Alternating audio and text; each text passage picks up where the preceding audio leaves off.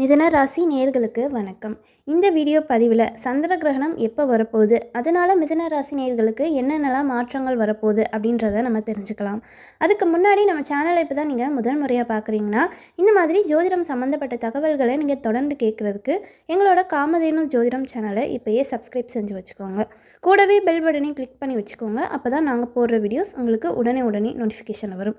சரி, வாங்க இப்போது வீடியோக்குள்ளே போகலாம். சந்திர கிரகணம். சூரியனையும் சந்திரனுக்கும் இடையில் பூமி இருக்குங்க. சூரியனால் வெளிவர வெளிச்சத்தை மறைச்சு பூமி இருக்கும். அந்த பூமியோட நிழல் சந்திரன் மேலே விழுகிறது தான் சந்திர கிரகணம். சந்திர கிரகணம் எப்போ வருது அப்படின்னு கேட்டிங்கன்னா, வருகின்ற செப்டம்பர் 7, 2025 ஞாயிற்றுக்கிழமை ஆவணி மாதம் 22ஆம் தேதி அன்று இரவு 9:58 மணி அளவில் இருந்து அடுத்த நாள் அதிகாலை, அதாவது செப்டம்பர் 8ஆம் தேதி அதிகாலை 1:26 மணி அளவு வரையுமே சந்திர கிரகணம் இருக்குதுங்க. இது இந்தியாவில் பார்க்கலாம். அப்படி பார்க்குறீங்கன்னா வெறுங்கண்களால் பார்க்காம அதுக்குன்னு ஒரு சில கிளாஸஸ் இருக்குது. அதை யூஸ் பண்ணி நம்ம கிரகணத்தை பார்த்துக்கலாம். கிரகண நேரம் அப்போது நம்ம எதுவுமே சாப்பிடக்கூடாது. கிரகணம் முடிஞ்சதுக்கப்புறம் தான் சாப்பிடணும். அது மாதிரி கிரகணம் முடிஞ்சதுக்கப்புறம் கண்டிப்பான முறையில் குளிச்சிடணும். அது மாதிரி கிரகண நேரத்தப்போ வெளியில் எங்கேயுமே இருக்கக்கூடாது. இது எல்லாமே நம்மளுக்கு தெரிஞ்ச விஷயங்கள் தான். சரி, இந்த கிரகணத்தால், இந்த சந்திர கிரகணத்தால் மிதுன ராசிக்கு என்ன விதமான மாற்றங்கள் நடக்க போகுது அப்படின்றதையுமே நம்ம தெரிஞ்சுக்கலாங்க. மிதுன ராசி புதன் பகவானை ராசிநாதனாக கொண்ட ராசிங்க. சரி, சந்திரன் தான் இப்போது கிரகணம் அடைய போகிறாரு. சந்திரன் உங்கள் ராசிக்கு 2ஆம் அதிபதிங்க. அவர் உங்கள் ராசிக்கு 9ஆம் இடமான கும்ப ராசியில் ஏற்கனவே ராகு பகவான் சஞ்சரிச்சுக்கிட்டு இருக்காங்க. அந்த ராகு பகவானோட சேர்ந்து சந்திரன் கிரகணம் அடைய போகிறாங்க. அதாவது பூரட்டாதி நட்சத்திரம், குரு பகவானோட நட்சத்திரத்தில் இந்த ராகுவும் சந்திரனும் இணைகிறதா இந்த சந்திர கிரகணம். சரி, இப்போ கோச்சார நிலை, அந்த கிரகணத்தப்ப என்ன விதமான கோச்சார நிலை இருக்கும் அப்படின்றதையுமே நம்ம தெரிஞ்சுக்கலாம். உங்கள் ராசியில் குரு பகவான், 2ஆம் இடத்துல சந்திரன், 3ஆம் இடத்துல சூரியன், புதன், கேது, 4ஆம் இடத்துல செவ்வாய், 9ஆம் இடத்துல சந்திரன், ராகு, 10ஆம் இடத்துல சனி பகவான் சஞ்சரிச்சுக்கிட்டு இருக்காங்க. சரி, இந்த சந்திர கிரகணம் சந்திரன் ராகு உங்கள் ராசிக்கு 9ஆம் இடத்துல பாக்கியஸ்தானத்தில் இணைகிறாங்க. அதுவும் அன்று பௌர்ணமி நாளுங்க, முழு பௌர்ணமி. சந்திரன் முழு ஒளித்தன்மையோடு இருப்பாங்கங்க. மேலும் குரு பார்வையிலையுமே இந்த கிரகணம் நடக்குது. அதனால் இதில் ஒரு சாதகமான பலன்கள் நடக்கிறதுக்கு தாங்க வாய்ப்புகள் அதிகமாக இருக்குது.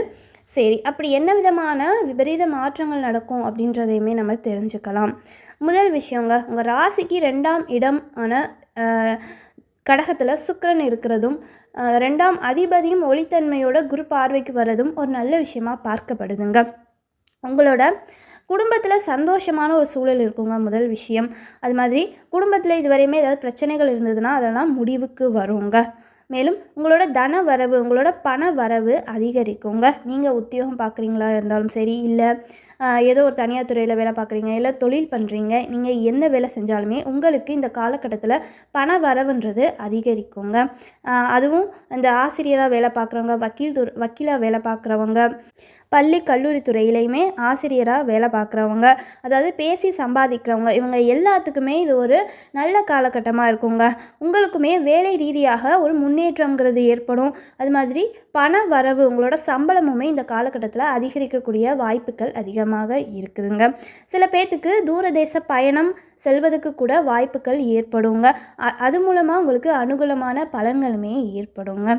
சில பேர்த்துக்குமே அதாவது தொழில் பண்ணுறவங்களுக்கு வெளியூர் போயிட்டு வர்றதுக்குமே சில சூழ்நிலைகள் ஏற்படுறதுக்கு வாய்ப்புகளுமே இருக்குதுங்க. அது மாதிரி வெளியூரில் போய் வேலை பார்க்கணுன்னு நினைக்கிறவங்களுக்குமே இந்த காலகட்டத்தில் அதுக்கான வாய்ப்புகள் அமையும். அப்பா வழி சொத்துக்கள் கிடைக்கிறதுக்குமே வாய்ப்புகள் இருக்குதுங்க. அது மாதிரி அப்பா தொழில் பண்ணுறாங்க, இல்லைன்னா உத்தியோகம் பண்ணுறாங்க, வேலை பார்க்குறாங்கன்னா அவங்களுக்குமே வருமானம்ன்றது இந்த காலகட்டத்தில் அதிகரிக்குங்க. அதனால் அப்பா மூலமாக உங்களுக்கு சொத்துக்கள் சேர்த்து வைக்கக்கூடிய வாய்ப்புகள் இந்த காலகட்டத்தில் ஏற்படுங்க. அது மாதிரி அப்பாவோட முழு அன்பு மற்றும் ஆதரவு இந்த காலகட்டத்தில் உங்களுக்கு கிடைக்கும். திருமணம் ஆகாமல் இருக்கிறவங்களுக்கு இந்த காலகட்டத்தில் திருமணம் ஆகக்கூடிய வாய்ப்புகள் இருக்குதுங்க. அது மாதிரி குழந்தை பாக்கியம் கிடைக்கக்கூடிய வாய்ப்புகளுமே இருக்குது. சொத்து சேர்த்து வைக்கிற வாய்ப்புகளுமே இந்த காலகட்டத்தில் ஏற்படுங்க. ரொம்ப நாளாக இடம் வாங்கணும்னு நினைக்கிறவங்க இந்த காலகட்டத்தில் இடம் வாங்கணும் அப்படின்ற முயற்சியில் ஈடுபடுவீங்க. அது மாதிரி வீடு வாங்கணும்னு நினைக்கிறவங்களுக்கு வீடு வாங்கக்கூடிய வாய்ப்புகள் ஏற்படலாம். அது மாதிரி வண்டி வாகனம் வாங்குகின்ற வாய்ப்புகளுமே ஏற்படுங்க. இந்த காலகட்டத்தில் உங்களோட தைரியம்ன்றது இந்த காலகட்டத்தில் அதிகரிக்குங்க. இதுவரையுமே மனதளவில் ஏதோ ஒரு விஷயத்தை நினச்சி பயந்துக்கிட்டே இருந்திருப்பீங்க. அந்த பயமெல்லாம் உங்களை விட்டு போய் தைரியம் அதிகரிக்குங்க. அந்த தைரியத்தால் புதிய புதிய முயற்சிகளை நீங்கள் செயல்படுத்துறதுக்கு அதிகமான வாய்ப்புகள் இருக்குது.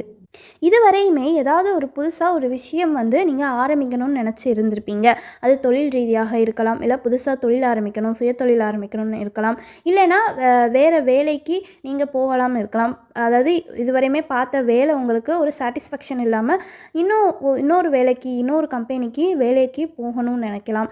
இல்லைன்னா குடும்ப ரீதியாக புதுசாக ஏதாவது முயற்சி எடுக்கணும் அப்படின்னு நீங்கள் நினைக்கலாங்க. இல்லை திருமணம் ஆகாதவங்களுக்கு திருமணம் பண்ணணும் அப்படின்ற ஒரு முயற்சி இருக்கலாம். இந்த மாதிரி ஏதோ ஒரு வாழ்க்கை வளர்ச்சிக்கான முயற்சியை நீங்கள் இதுவரையுமே எடுக்கணும்னு நினச்சிக்கிட்டு இருந்து தள்ளி போன விஷயங்கள் எல்லாமே இந்த காலகட்டத்தில் நீங்களே அதை முயற்சி செஞ்சு தைரியத்தோடு அதை நீங்கள் முயற்சி செஞ்சு அதில் வெற்றி அடையக்கூடிய வாய்ப்புகளுமே இருக்குதுங்க. மேலும் குடும்பத்தில் உள்ள பெண்களால் நல்ல ஒரு முன்னேற்றம்ன்றது இந்த காலகட்டத்தில் ஏற்படுங்க. அது உங்கள் மனைவியாக இருக்கலாம், இல்லை அம்மாவாக இருக்கலாம், இல்லைன்னா உங்களோட பெண் பிள்ளைகளாக இருக்கலாம், இல்லைன்னா உங்களோட அக்கா தங்கைகளால் இருக்கலாங்க. இந்த மாதிரி குடும்பத்தில் உள்ள பெண்களால் ஒரு முன்னேற்றம்ங்கிறது உங்கள் வாழ்க்கையில் ஏற்படுங்க. அவங்க தொழில் பண்ணுறாங்கன்னா தொழிலில் நல்ல ஒரு வளர்ச்சி இருக்கும், அவங்களுக்குமே ஒரு வருமானம்ன்றது அதிகரிக்குங்க. சரி, எந்தெந்த விஷயத்தில் கவனமாக இருக்கணும் அப்படின்றதையுமே நம்ம தெரிஞ்சுக்கலாங்க. அம்மாவோட உடல் நலத்தில் அக்கறை தேவைப்படுதுங்க. ஏன்னா அம்மாவுக்குமே சிறு உடல்நலக்குறைவு, இல்லைன்னா அம்மாவுக்குமே ஏதாவது பிரச்சனைகள் வர்றதுக்கு வாய்ப்புகள் இருக்குது. அதனால் உங்களோட அம்மா விஷயத்தில் நீங்கள் கொஞ்சம் கவனமாக இருக்கணுங்க. இன்னும் சில பேர்த்துக்கு அம்மாவை விட்டு பிரிஞ்சு செல்லக்கூடிய வாய்ப்புகளுமே ஏற்படுங்க. அது வேலை ரீதியாகவோ இல்லை தொழில் ரீதியாகவோ அம்மாவை விட்டு பிரிஞ்சு செல்லக்கூடிய வாய்ப்புகளுமே ஏற்படும். உங்களுக்குமே ஏதாவது உடல்நலக்குறைவு வர்றதுக்கு வாய்ப்புகள் இருக்குதுங்க. அதனால் நீங்களுமே உங்களோட உடல் ஆரோக்கியத்தில் அக்கறையோடு இருக்கணும்.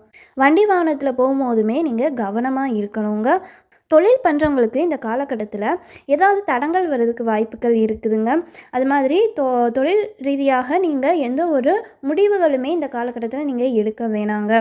ஏன்னா செவ்வாய் பகவான் உங்கள் ராசியில் 4ஆம் இடத்துல இருந்து 10ஆம் இடமான தொழில் ஸ்தானத்தை பார்க்குறாரு. மேலும் அங்கே சனி பகவானும் இருக்கிறதுனால தொழில் ரீதியான முடிவுகள் எல்லாமே ஒரு செப்டம்பர் 15க்கு மேலே நீங்கள் எந்த முடிவுகள்னாலுமே எடுக்கலாங்க.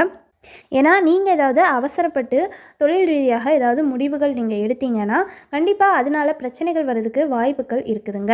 அதனால் தொழில் விஷயத்தில் நீங்கள் கொஞ்சம் பொறுமையாகத்தான் இருக்கணும். உடல் உஷ்ணம் சம்மந்தப்பட்ட பிரச்சனைகள் வர்றதுக்குமே வாய்ப்புகள் இருக்குதுங்க.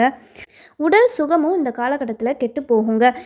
ஏதாவது தலைவலி, வயிற்று வலி, இல்லைன்னா ஏதாவது காய்ச்சல், ஜலதோஷம், இந்த மாதிரி உடல் உபாதைகள் வர்றதுக்கு வாய்ப்புகள் இருக்குதுங்க.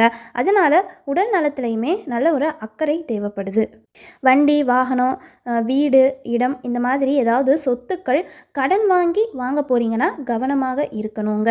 ஏன்னா இந்த மாதிரி சொத்துக்கள் மூலமாக கடன் வாங்கி அதில் ஏதாவது பிரச்சனைகளை சந்திக்கிறதுக்கு வாய்ப்புகள் இருக்குது.